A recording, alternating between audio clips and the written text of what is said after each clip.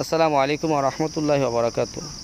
আল্লাহ পাক রব্বুল আলামিন পবিত্র কুরআনুল কারীমের মধ্যে ফরমান, মান কানা ফি হাযিহি আ'মা ফাহুয়া ফিল আখিরাতি আ'মা।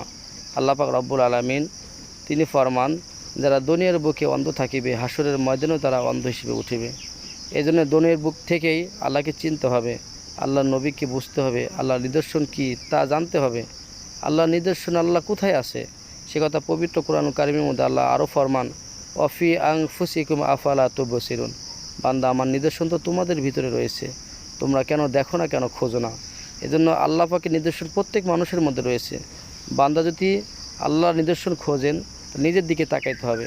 এজন্য হাদিসের মধ্যে আসছে, মান আরাফা নাফসাহু ফাকাদ আরাফা রব্বা। মান আরাফা নাফসাহু ফাকাদ আরাফা রব্বা।